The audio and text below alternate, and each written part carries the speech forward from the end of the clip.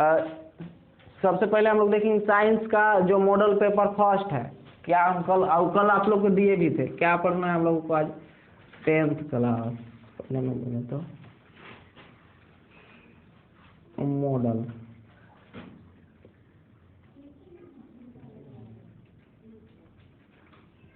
Model paper first. अब इसमें देखिए मॉडल पेपर फर्स्ट में क्या क्या क्वेश्चन दिया हुआ है, इसको आप पढ़ लेंगे। तो फिर दूसरा का बार हम लोग पढ़ेंगे सेट जो मॉडल सेट 2 जारी हुआ है उसमें क्या क्या क्वेश्चन दिया हो उसको पढ़ लेंगे। इसके बाद सेट 3 दिया हो उसको भी पढ़ लेंगे, ठीक है। और जो लोग देखो ध्यान से सुन लो, जो लोग अब नहीं कोई किताब पढ़ेंगे, यहाँ ध्यान से इधर सुनिए। जो लोग नहीं रिवीजन कर पा रहे हैं, नहीं पढ़ पा रहे हैं, तो वे लोग जो है इसको रिकॉर्ड कर दे रहे हैं, ठीक है। और रिकॉर्ड कर दे रहे हैं तो आप देख सकते हैं घर पर भी। तो इसलिए इसको ना 4-5 बार देख लेना तो सब याद हो जाएगा। अगर याद नहीं हो रहा है, पढ़ने में थोड़ा प्रॉब्लम हो रहा है, तो क्या करो कि वीडियो को 4-5 बार देख लेना।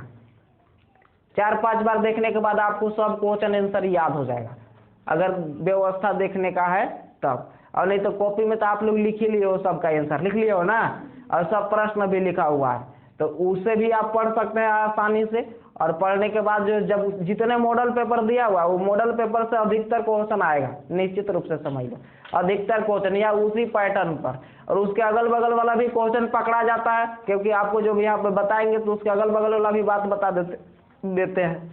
जैसे देखिए सबसे पहले जो है साइंस का जो है हम लोग देखेंगे क्वेश्चन नंबर 1 से स्टार्ट करते हैं।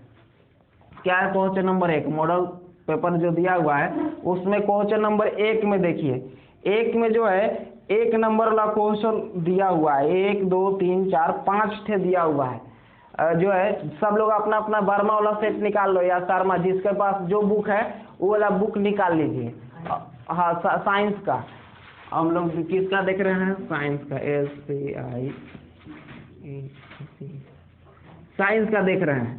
तो देख लीजिए सबसे पहले पहला प्रश्न में पहला दिया हुआ है, जैसे पहला में भी पहला दिया हुआ रहता है वैसे तो पहला में भी पहला दिया हुआ है। क्या दिया हुआ है?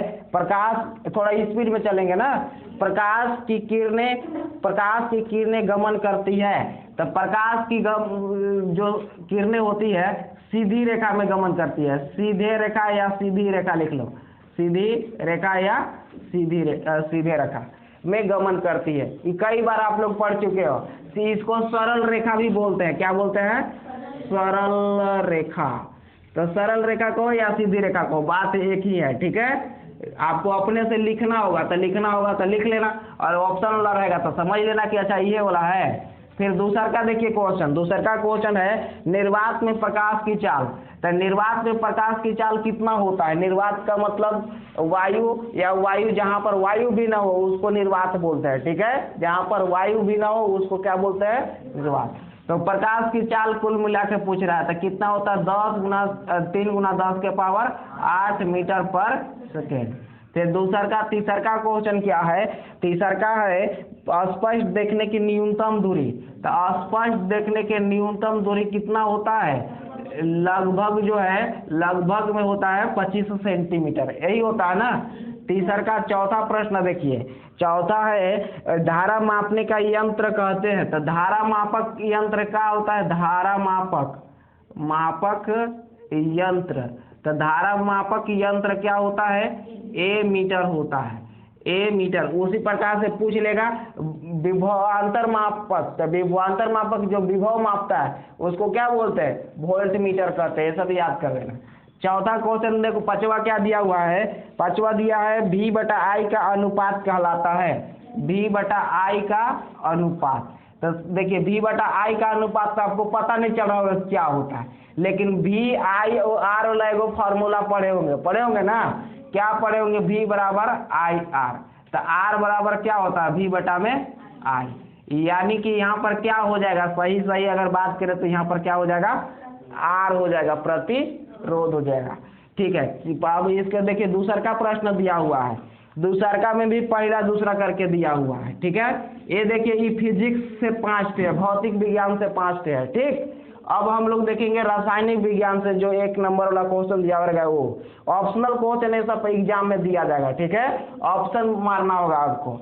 बोलता है कि Fe क्या है, इसको लिख ही देते हैं, Fe2O3 प्लस 2Al फिर Al2O3 प्लस 2Fe, ये दिया हुआ है। बोलता है कि दी गई अभिक्रिया किस प्रकार की अभिक्रिया है। तो देखिए ऑक्साइड यहाँ है, अभी ऑक्साइड इसके पास चला गया ना। अब ऑप्शन में देखो संयोजन अभिक्रिया, वियोजन अभिक्रिया, द्विविस्थापन, विस्थापन। तब विस्थापन हुआ है, इसका आयन इसके पास चला, इसका आयन इसके पास देखो आ गया, और डबल विस्थापन है, एक ही विस्थापन है, तो इसलिए इसका आंसर क्या हो जाएगा, विस्थापन हो जाएगा, विस्थापन। इसके बाद दूसरा क्वेश्चन देखेंगे। दूसरा क्वेश्चन क्या दिया हुआ है, सिरका में कौन सा अम्ल पाया जाता है। तो सिरका में अम्ल जो है, सिरका में अम्ल, तो सिरका में अम्ल कौन सा पाया जाता है, एसिटिक अम्ल पाया जाता है। उसी प्रकार से आपसे बहुत सारा और पूछा जा सकता है, इमली में पूछा जा सकता है, टार्टरिक अम्ल पाया जाता है। टमाटर में पाया जाता कौन सा है, ऑक्जेलिक अम्ल पाया जाता है। नींबू संतरा में कौन सा अम्ल पाया जाता है, सेट्रिक अम्ल पाया जाता है। ये जो है इसका नेटल का डंक हो गया, बिच्छू का डंक हो गया, इस सब में कौन सा अम्ल पाया जाता है, ये सब में जो है मेथेनोइक अम्ल या फॉर्मिक अम्ल पाया जाता है। अब तीसरा का प्रश्न देखिए, तीसरा का क्या दिया हुआ है, साधारण नमक का सूत्र। तो साधारण नमक का सूत्र क्या होता है, सबको याद है, NaCl। और कुछ पूछा जा सकता है, सूत्र पूछेगा तो नमक के ना पूछ करके दूसरा का भी पूछ लेगा। जैसे क्या पूछ लेगा, प्लास्टर ऑफ पेरिस का पूछ लेगा, जिप्सम का पूछ लेगा, ठीक है, प्लास्टर ऑफ पेरिस, जिप्सम। जैसे जिप्सम का क्या होता है, CaSO4 × 2H2O होता है, ये जिप्सम हो गया। और पूछ लेगा plaster of Paris, CaSO4 × ½ H2O। और पूछ सकता है किसका, सोडियम Na2CO3 × 10H2O, धोने का सोडा।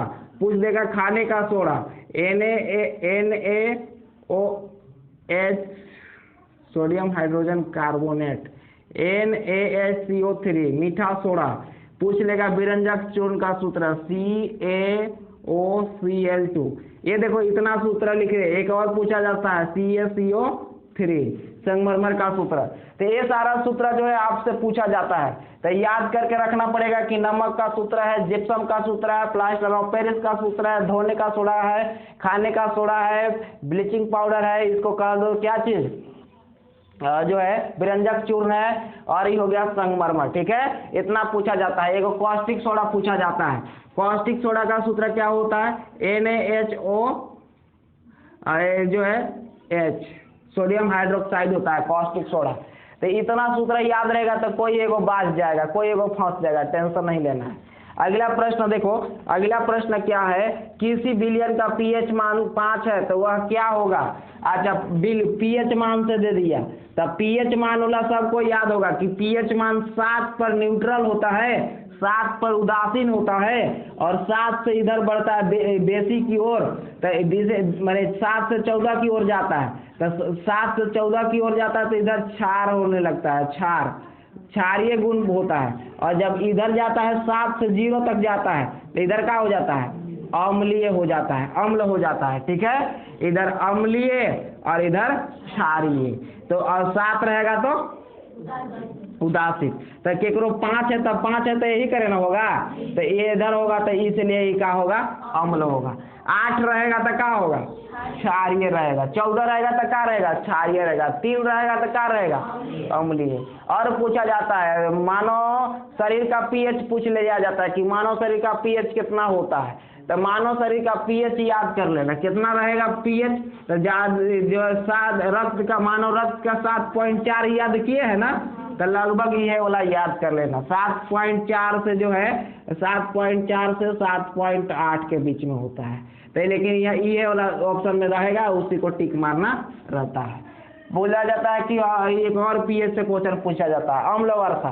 कि अम्ल वर्षा के बारे में क्या पूछा जाता है कि बताइए कितना वर्षा का पीएच जब कम हो जाता है तो अम्लीय वर्षा कहलाने लगता है। तब 5.5, ठीक है, जब पीएच मान 5.5 से कम हो जाता है कोई भी वर्षा का, तो वो कौन सा वर्षा कहलाने लगता है? अम्लीय कहलाने लगता है। चलिए ये समझ में आ गया। अगला प्रश्न और क्या दिया हुआ है, CaOCl2 का प्रचलित नाम बताइए।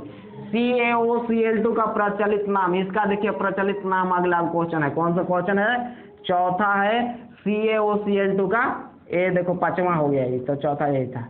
CaOCl2 का नाम, CaOCl2 का नाम, तो इसका नाम क्या है? विरंजक चूर्ण है। इसका नाम क्या है? विरंजक चूर्ण है। विरंजक चूर्ण है, विरंजक चूर्ण। इसको कैल्शियम ऑक्सीक्लोराइड भी बोलते हैं, ठीक। इसके बाद देखिए अगला प्रश्न क्या है, अब खाली स्थान को भरने के लिए आएगा। अभी 1 नंबर वाला ये सब क्वेश्चन पढ़ रहा है, इसको मिटा देता है, ठीक है।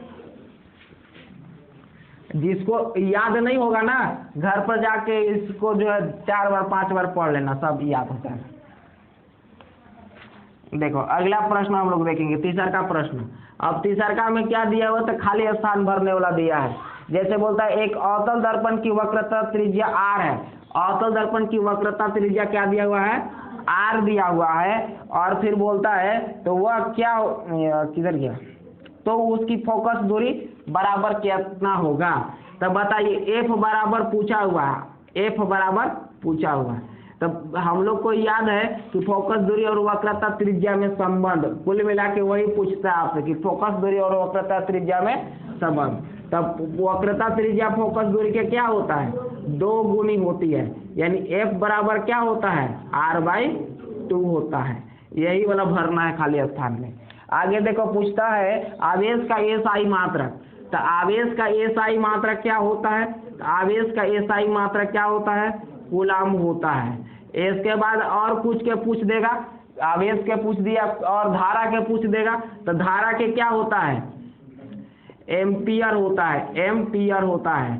विभव के पूछ देगा, विभव या विभवांतर का पूछ देगा, विभवांतर का पूछ देगा। तो विभव और विभवांतर का क्या होता है बताओ? वोल्ट मीटर होता है, वोल्ट मीटर होता है। और देखिए हाँ वोल्ट मीटर होता है। और पूछ देगा आपका क्या चीज? वोल्ट होता है, ठीक है। और पूछा जाएगा क्या चीज आपका? शक्ति का, विद्युत शक्ति का एसआई मात्रक। तब विद्युत शक्ति का एसआई मात्रक क्या होता है? वाट होता है। क्या होता है? वाट होता है, ये चीज याद रखिएगा।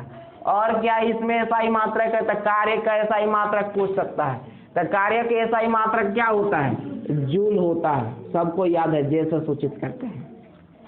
चलिए अब जो है क्या प्रतिरोध का एसआई मात्रक पूछा जा सकता है। तब प्रतिरोध का एसआई मात्रक क्या होता है वो भी बता दो। तब प्रतिरोध का एसआई मात्रक क्या होता है?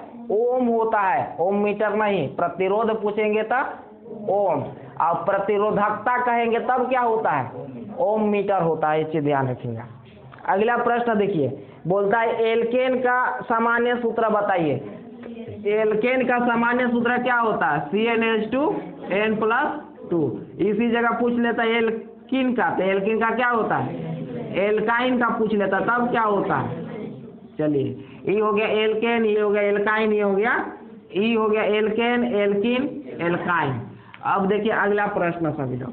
अगला प्रश्न में क्या दिया हुआ है? अम्ल और क्षार के बीच अभिक्रिया को खलिस्थान कहते हैं। अम्ल और क्षार पूछता, अम्ल और जो है अम्ल प्लस क्षार, अम्ल प्लस क्षार, तो क्या होता है अभिक्रिया? उदासीनीकरण अभिक्रिया कहलाता है, ठीक है। अम्ल और क्षार जब एक दूसरे से अभिक्रिया करते हैं तो लवण और जल बनता है, और ये उदासीन होते हैं। दोनों एक दूसरे के प्रभाव को क्या कर देते हैं? समाप्त कर देते हैं। तो हो गया इसका भी। आगे पूछता है क्वेश्चन नंबर 7, प्रकाश के अपवर्तन के नियम को लिखें।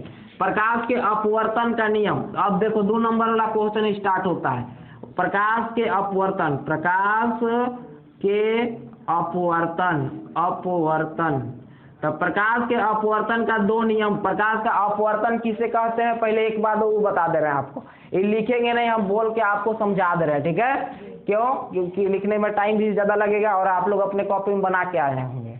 तो देखिए, अपवर्तन का मतलब होता है कि जब प्रकाश एक माध्यम से दूसरे माध्यम में प्रवेश करती है तो वह अपने दिशा से भटक जाती है, उसी को प्रकाश का क्या बोलते हैं, अपवर्तन बोलते हैं। जैसे कि अगर विरल से सघन में जाता है तो विरल माध्यम से सघन में माध्यम में जाता है तो अभिलंब की ओर मुड़ जाता है, और अगर सघन से विरल में जाता है तो अभिलंब से दूर चली जाती है। अब इसके दो नियम क्या क्या है, और दोनों नियम भी याद होना चाहिए। तो दोनों नियम में पहला नियम है कि यही नियम पूछा है, तो आपतित किरण, अपवर्तित किरण तथा आपतन बिंदु पर खींचा गया अभिलंब तीनों किसी एक ही तल के एक ही बिंदु पर होते हैं। ये हो गया पहला नियम। दूसरा नियम क्या हो गया अपवर्तन का, तो दूसरा नियम हो गया यही, साइन आई बटा में साइन आर बराबर क्या होता है, एन होता है, जिससे एन माध्यम का अपवर्तनांक कहलाता है, ठीक है। ए साइन आई बटा में साइन आर होता है जो कि स्थिरांक होता है, स्थिरांक को एन से सूचित करते हैं, जिसे माध्यम का क्या कहलाता है, वो अपवर्तनांक कहलाता है। ई हो गया। जो परावर्तन के नियम पूछा था, लेकिन हम लोग अपवर्तन को परिभाषित कर दिए, ठीक है। तो अब परावर्तन कहेगा तो परावर्तन क्या होता है, तो जब एक सतह पर पड़ता है, जैसे इस पर प्रकाश पड़ रहा है, इसको उधर परावर्तित कर दे रहा है, इसको परावर्तन। अब परावर्तन समझ में आ गया। तो इसके भी दो नियम होते हैं, क्या होता है, आपतन कोण और परावर्तन कोण एक दूसरे के बराबर होते हैं। कोण आई बराबर कोण आर होता है, कोण आई बराबर जो है कोण आर होता है। और दूसरा क्या क्या होता है, तो आपतित किरण, परावर्तित किरण तथा आपतन बिंदु पर खींचा गया अभिलंब तीनों किसी एक ही तल के एक ही बिंदु पर होते हैं। ई होता है आपका प्रकाश का परावर्तन का दूसरा पहला नियम हो गया दोनों।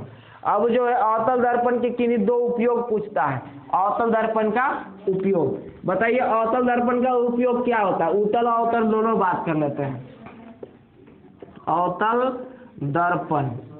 अवतल दर्पण का उपयोग, दो ठे उपयोग बताना है।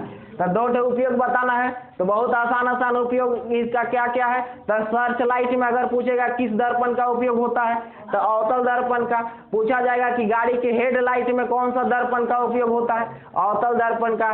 पूछा जाएगा डेंटिस्ट लोग जो है दंत विशेषज्ञ जो है दांत का बड़ा प्रतिबिंब प्राप्त करने के लिए किस दर्पण का उपयोग करते हैं, अवतल दर्पण का। और सौर भट्टी में किस दर्पण का उपयोग होता है, अवतल दर्पण का। दो उपयोग बताना था, चार उपयोग बता दिए। अब पूछा जाएगा उत्तल का, अगर मान लो कि उत्तल का पूछ लेगा तब, तो उत्तल का पूछ लेगा तो उत्तल के बता देंगे कि जो है गाड़ी के पश्च दृश्य मिरर के रूप में उत्तल दर्पण का उपयोग जो है छोटा प्रतिबिंब प्राप्त करने के लिए किया जाता है। अगला क्वेश्चन देखिए, अगला क्वेश्चन क्या है, तीन चालक जिनके प्रतिरोध 2 ओम, 4 ओम और 6 ओम है को श्रेणी क्रम में जोड़ा गया, समतुल्य प्रतिरोध ज्ञात कीजिए। अब देखिए एक परिपथ है, क्या है, परिपथ है। परिपथ में जो है 3 ठे प्रतिरोध आपस में श्रेणी क्रम में जोड़ा गया है। अब तीनों का मान कितना दिया है, 2 ओम, 4 ओम और 6 ओम।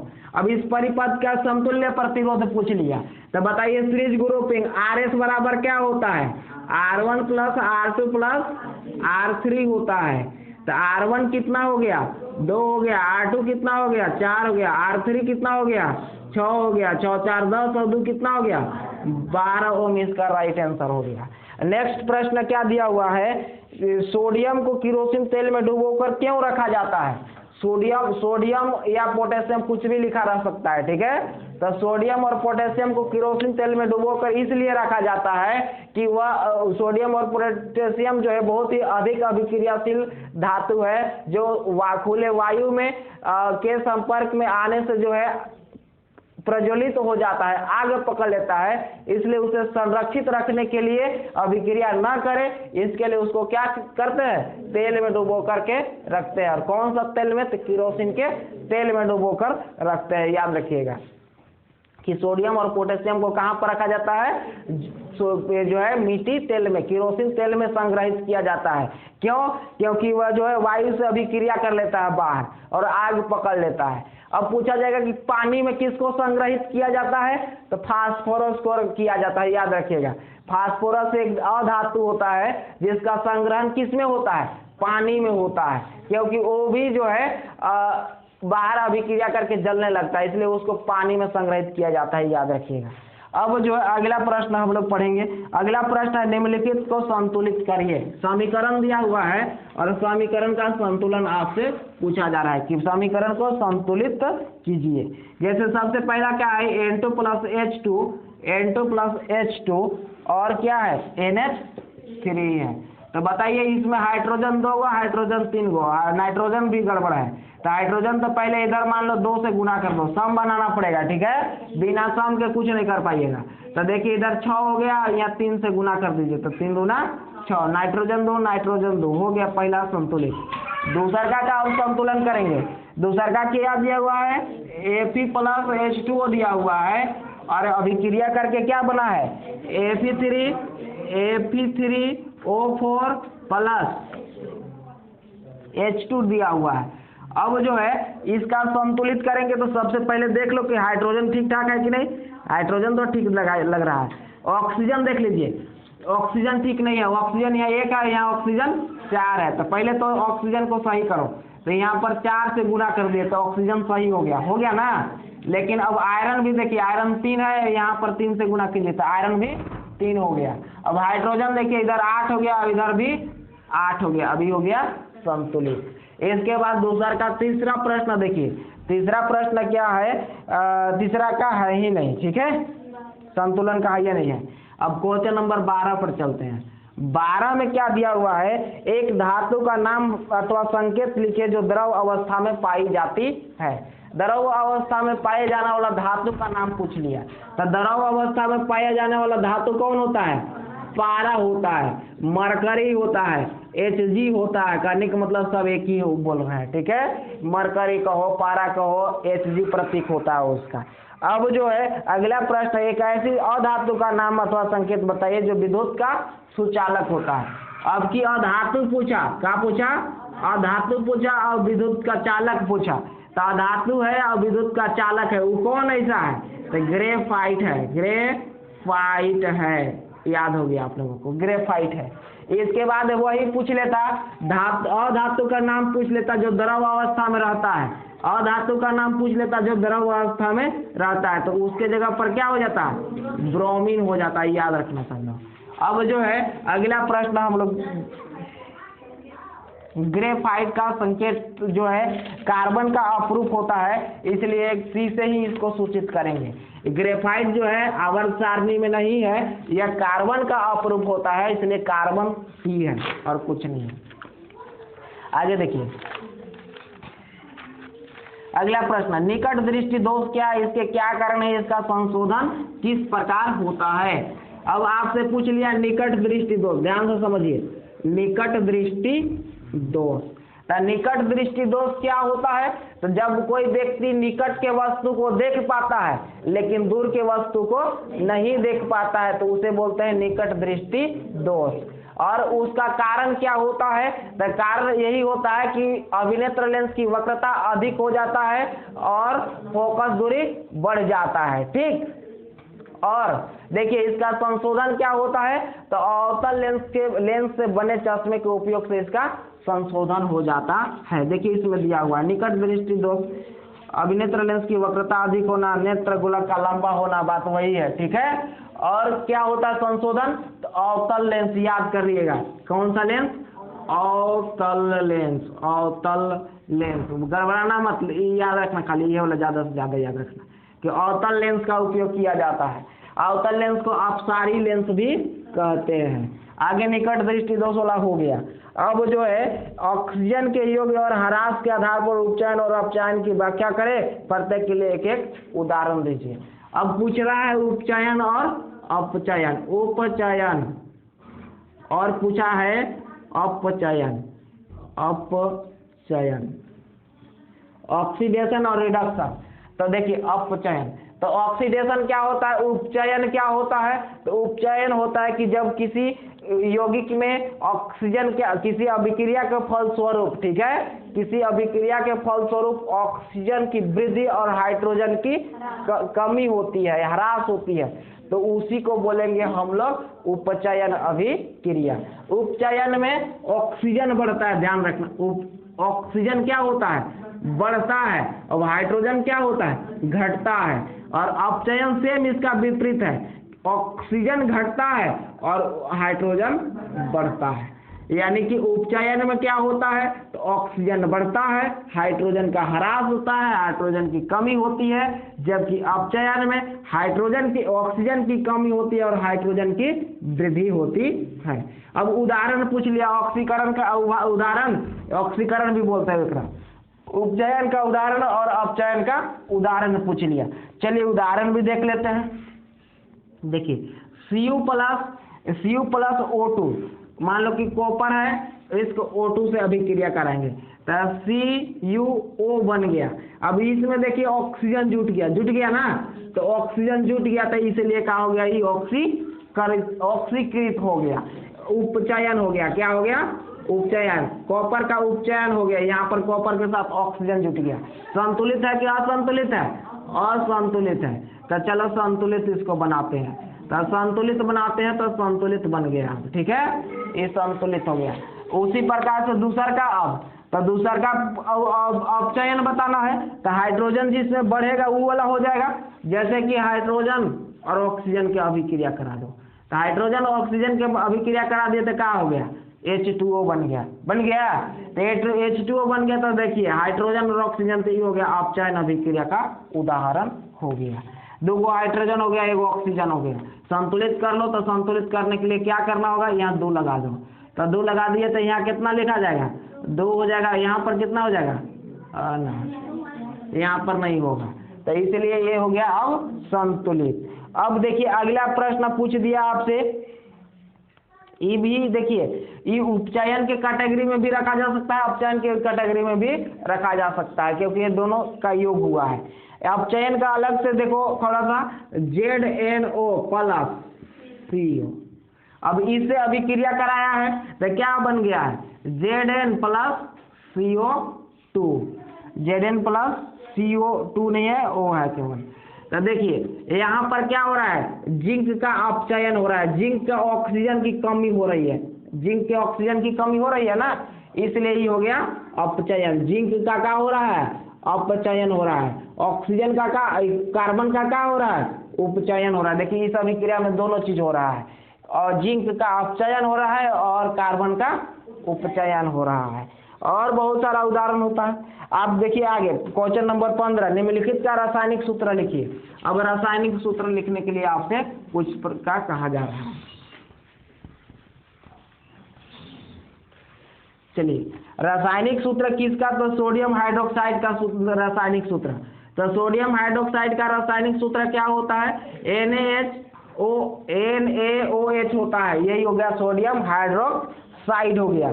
फिर पूछा कैल्शियम ऑक्साइड का, तो कैल्शियम ऑक्साइड तो CaO बस हो गया, कैल्शियम ऑक्साइड हो गया। फिर अगला प्रश्न क्या दिया हुआ है, हाइड्रोजन क्लोराइड का, तो हाइड्रोजन क्लोराइड, एक रहता और आसान है, हाइड्रोजन क्लोराइड। इसके बाद और क्या पूछ दिया है आपसे, कॉपर सल्फेट, तो कॉपर का CuSO4 हो गया, कॉपर सल्फेट हो गया। और देखिए अब अगला प्रश्न, सूत्र लिखने के लिए तो आएगा ही एग्जाम में निश्चित रूप से। अगला प्रश्न देखिए, अगला प्रश्न है दर्पण सूत्र और आवर्धन सूत्र लिखिए। अगला प्रश्न क्या है, दर्पण सूत्र और आवर्धन सूत्र, दर्पण सूत्र और आवर्धन सूत्र। तो दर्पण सूत्र क्या होता है, तो दर्पण सूत्र सबको याद है, 1/V प्लस 1/U बराबर 1/F होता है, ये होता है दर्पण सूत्र। और आवर्धन सूत्र पूछा गया, आवर्धन सूत्र पूछा गया, तो आवर्धन सूत्र, तो M से इसको सूचित करते हैं। M बराबर क्या पड़े, दर्पण वाला में रहेगा तो -V/U और रहेगा H-H'/H, ये होता है आवर्धन सूत्र। लेंस वाला में रहेगा तो दूसरा रहेगा, लेकिन यह दर्पण के बात चल रहा है, ठीक है। यही होगा। आगे अभी इसमें और दिया हुआ है, क्या दिया हुआ है, कोई 4 सेंटीमीटर साइज का बीम, ध्यान समझिए, बीम का 4 सेंटीमीटर क्या दे दिया, वो ऊंचाई दे दिया। क्वेश्चन बनाते हैं, ठीक है, ये इतना सूत्र लिखने के बाद फिर क्वेश्चन बनाना पड़ेगा। तो क्वेश्चन बनाना पड़ेगा, तो कौन सा क्वेश्चन चल रहा है, क्वेश्चन नंबर 16 पर आ गए हैं, ठीक है, 16 पे। तो क्या दिया हुआ है, अब 4 सेंटीमीटर साइज का कोई बीम, यानी एच बराबर कितना दिया हुआ है, 4 सेंटीमीटर। फिर बोलता है जो है किसी 15 सेंटीमीटर फोकस दूरी वाले अवतल दर्पण एफ बराबर 15 सेंटीमीटर। फिर क्या दिया हुआ है, 25 सेंटीमीटर दूरी पर रखा गया है जो है बीम। अब 25 सेंटीमीटर क्या दे दिया है, तो बीम दे दिया है, तब बीम की दूरी माइनस में लेते हैं, ध्यान रखिएगा, और फोकस दूरी अवतल दर्पण का भी माइनस में। प्रतिबिंब की स्थिति, प्रकृति और साइज ज्ञात कीजिए, यानी भी ज्ञात करना है और इसकी स्थिति, प्रकृति सब ज्ञात करना है। तो बताइए, सबसे पहले दर्पण सूत्र लिखेंगे ना, तो दर्पण सूत्र फिर से लिखते हैं। दर्पण सूत्र क्या होता है, क्या होता है, 1/में v प्लस 1/में u बराबर 1/में f। तो 1/में v, तो v तो हमको ज्ञात करना है, u दिया हुआ है और f भी दिया हुआ है। अब देखिए क्या हो जाएगा, 1/v बराबर -1/15 प्लस 1/25, माइनस में उधर जाएगा तो प्लस में। अब इसका लॉसा निकाल के बता दो, तो लॉसा कितना हो गया, 75, तो 15 पचे 75, 25 तिया 75, माइनस 2/75, यानी कि v बराबर क्या इतना हो जाएगा, v बराबर देख लीजिए 37.5 हो जाएगा। कितना हो जाएगा, -37.5 सेंटीमीटर।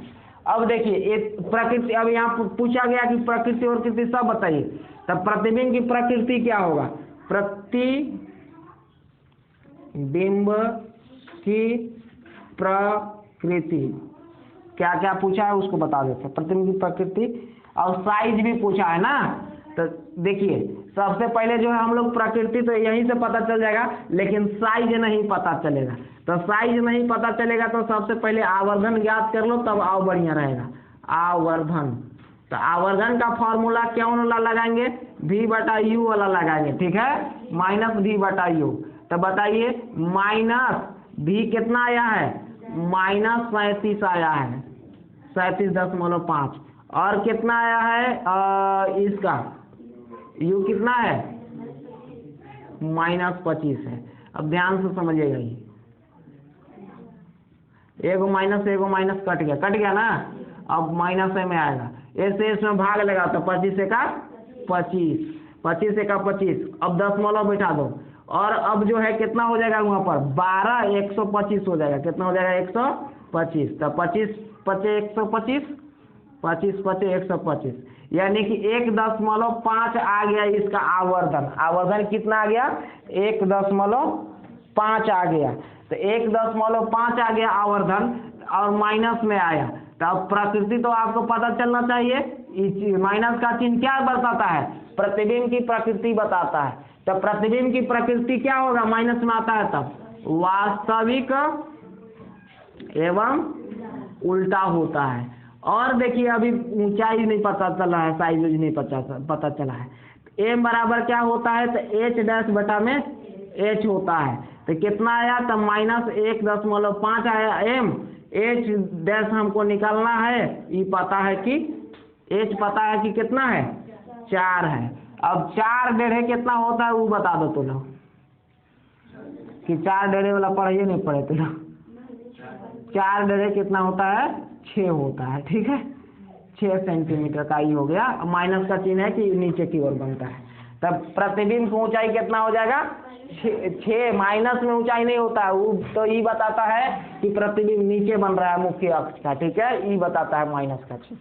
अब समझ में आ गया होगा कि क्या हो गया। अब अगला प्रश्न देखिए, टाइम पास नहीं करना है, ये सब हो गया। अगला प्रश्न क्या है, ओम का नियम लिखे और इसका प्रायोगिक सत्यापन करें। ओम का नियम लिखने के लिए बोल रहा है, ठीक है, ओम का नियम लिखिए। तो ओम का नियम कौन लिख सकते हैं इसमें, किसको याद है, सबको याद है, बहुत बढ़िया है, ओम का नियम सबको याद है। तो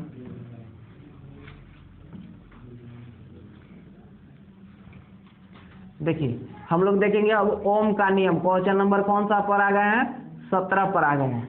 17 में ओम का नियम लिखें और इसके प्रायोगिक सत्यापन भी करें। देखिए ओम का नियम सुनिएगा ध्यान से। ओम का नियम ऐसे सबको पता भी है, पहले भी बताया है कि क्या है। जॉर्ज साइमन नाम के एक भौतिक वैज्ञानिक थे जिसका ओम नाम था, ठीक है, जॉर्ज साइमन ओम, जो किसी परिपथ में प्रवाहित धारा और जो है उसमें उपस्थित विभवांतर के बीच संबंध स्थापित किया, जिसको बोलते हैं ओम का नियम।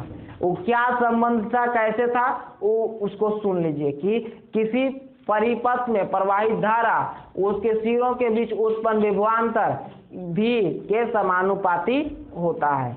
क्या होता है, फिर से एक बार सुन लो कि किसी चालक के सिरों के बीच उत्पन्न विभवांतर भी उसमें प्रवाहित धारा I के समानुपाती होता है। सबको समझ में आ गया कि ये देखो चालक है, अब इसके सिरा में उत्पन्न होगा विभवांतर, ठीक है, तो ये विभवांतर अब इसमें होगा प्रवाहित धारा। तो ये जो धारा होगा तो ई धारा और विभवांतर एक दूसरे के क्या होगा? समानुपाती होगा, यानी भी समानुपाती I होगा। समानुपाती हटेगा बराबर आएगा तो R एक नियतांक लिया जाएगा। R नियतांक लिया जाएगा जिसे अब इसको भी बराबर लिखते हैं I R। और R क्या होता है? तो R एक जो है समानुपाती नियतांक होता है। समानुपाती नियतांक होता है, कांस्टेंट होता है, समानुपाती नियतांक होता है, जिसे माध्यम का, जिसे परिपथ का लिख दो यहाँ, जिसे परिपथ का प्रतिरोध कहते हैं। जिसे परिपथ का क्या कहते हैं? प्रतिरोध कहते हैं। आप लोग ये सब पढ़े होंगे, आपको रिवीजन बस चल रहा है तो इसलिए सब लिखना नहीं है, आपको कॉपी में लिखा हुआ है सब। देखो अब इसका जो है सत्यापन करना था, तो सत्यापन करना था तो देखिए अभी और आगे थोड़ा सा समझना। भी बराबर क्या आया था? IR आया था। यहाँ तक सबको समझ में आ गया था? भी बराबर IR आया था। और I क्या होता है? धारा होता है। भी क्या होता है? विभवांतर होता है। और R क्या होता है? प्रतिरोध होता है। तो अब देखिए इसमें होता क्या है कि R जो है ना, R जो है B और I का अनुपात जो है अनुपात में होता है। तो देखिए R का मान ध्यान से समझना है, यहाँ पर कुछ समझने वाला ग्राफ खींचना है। क्या ग्राफ खींचना है? देखिए इसमें एक और जो है V लिख दीजिए, एक और लिख दीजिए I। मान लीजिए कि ये वाला I हो गया, I हो गया, V हो गया। तो अब हो गया क्या कि देखिए आपका जो एक ग्राफ खींचे थे तो किसके बीच ग्राफ खींचना है वो थोड़ा सा समझ लो कि जो I और R के बीच, I और R देखो इसमें होता क्या कि अगर प्रतिरोध बढ़ता है, अगर धारा का मान बढ़ता है, ठीक है, धारा का मान बढ़ता है तो धारा का मान बढ़ेगा तब प्रतिरोध का मान घटेगा। यहाँ तो थोड़ा सी कॉन्सेप्ट समझना कि अगर ई धारा का मान बढ़ेगा तो R का मान क्या होगा? घटेगा। अगर I का मान घटेगा तो R का मान बढ़ेगा। ये ध्यान रखिएगा कि इसका मान बढ़ेगा तो ई घटेगा, और ई घटेगा तो ई बढ़ेगा। अब मान लीजिए कि इसमें जो है हम लोग ले लेते हैं इस प्रकार से एक जो है ग्राफ बनाते हैं। यहाँ पर 0 हो गया, इधर मान लो कि धारा है, इधर धारा है, इधर मान लो कि विभवांतर है,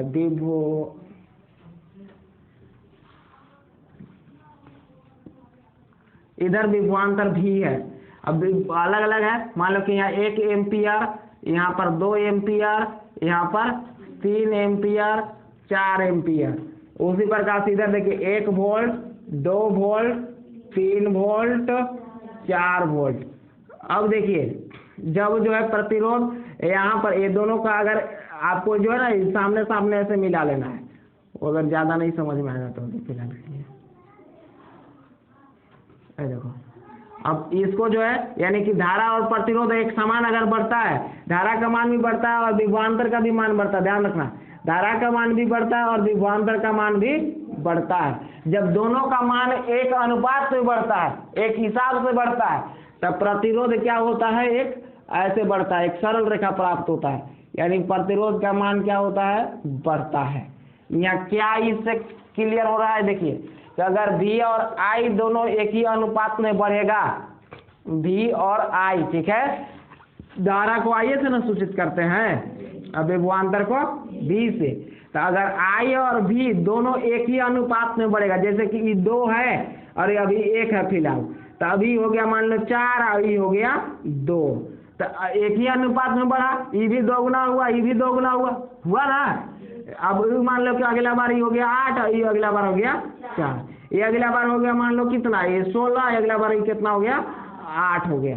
तो इस प्रकार से एक ही अनुपात में दोगुना दोगुना बढ़ रहा है, तो दोगुना दोगुना बढ़ रहा है, तब प्रतिरोध का जो रेखा प्राप्त होगा एक सरल रेखा प्राप्त होगा। बस यही चीज ग्राफीय रूप में निरूपित कर देना है और यही हो गया आपका सत्यापित, और 5 नंबर आपका बन जाएगा। ठीक, अब अगला प्रश्न देखिए, फॉर्म का नियम में नहीं करना, ज्यादा नहीं, इस जितना डिस्क्राइब किया उसको लिखना भी है आगे।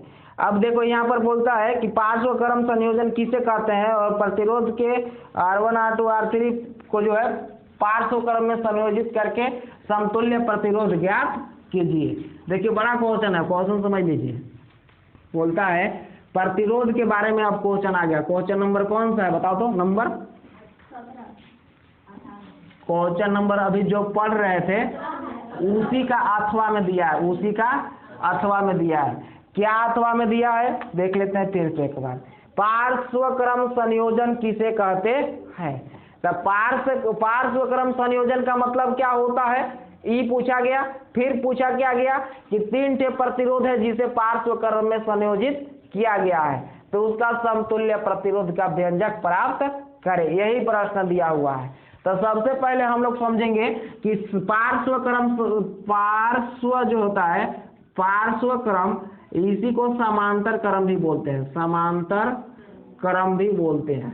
तो पार्श्व क्रम और समांतर क्रम क्या होता है समझ लीजिए कि यदि मान लो कि 2 या 2 से अधिक प्रतिरोध है, ठीक है, 2 या 2 से अधिक प्रतिरोध है, जैसे समझ लेते हैं, एक परिपथ बनाते हैं।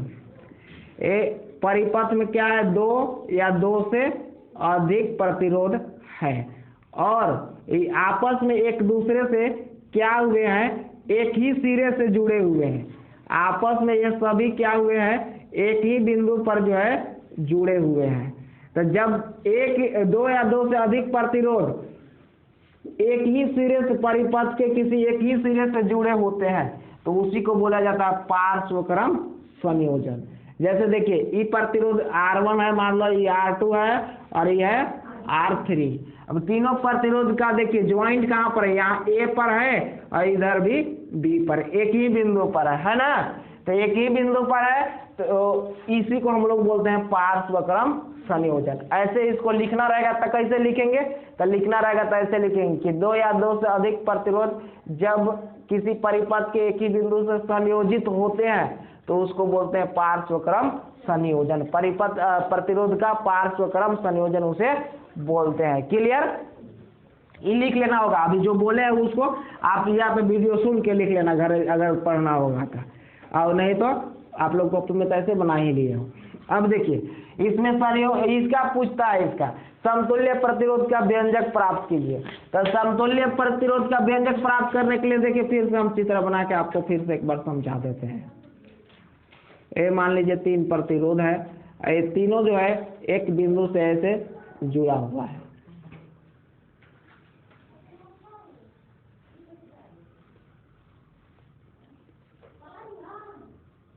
जुड़ा हुआ है और यहाँ पर देखिए बैटरी है जिसका विभवांतर भी है, यहाँ पर एक कुंजी पलक लगा हुआ है, के है। इस बैटरी के कारण इसमें I धारा प्रवाहित हो रहा है।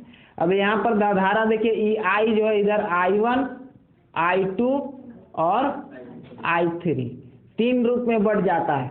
अब विभवांतर क्या होता है, तो इसके और इसके बीच विभवांतर क्या होता है, तो V ही रहता है, विभवांतर परिवर्तित नहीं होता। प्रतिरोध बदल जाता है लेकिन विभवांतर बदलता नहीं है। तो यहाँ पर क्या करना होगा कि ऐसे लिखेंगे कि मान लिया कि 3 प्रतिरोध है, जिसके 3 प्रतिरोधक है जिसका प्रतिरोध क्रमशः R1, R2 तथा R3 है जो आपस में पार्श्व क्रम में संयोजित है। अब और आगे क्या लिखेंगे, तो एक परिपथ में एक बैटरी है जिसका विभवांतर V है, जिससे परिपथ में I धारा प्रवाहित होती है। अब धारा जो है भिन्न भिन्न प्रतिरोधों में अलग अलग I1, I2 और I3 में बट जाती है। जो बोल रहे हैं उसको आपको लिखना पड़ेगा, जो हम बोल रहे हैं उसको आपको कॉपी में लिखना पड़ेगा। अब क्या होगा, जो I जो है भिन्न भिन्न प्रतिरोधों में I1, I2 तथा I3 में बट जाती है। अब ओम के नियम से क्या होता है, V बराबर होता है IR होता है। तो V बराबर IR होता है, तो इसमें परिपथ का कुल धारा देखो कैसे निकालेंगे। I बराबर टोटल क्या होगा, I1 plus I2 plus I3। इस परिपथ का कुल धारा के अगर हम लोग मान बात करें, I बराबर क्या होगा, तो I बराबर होगा I1 प्लस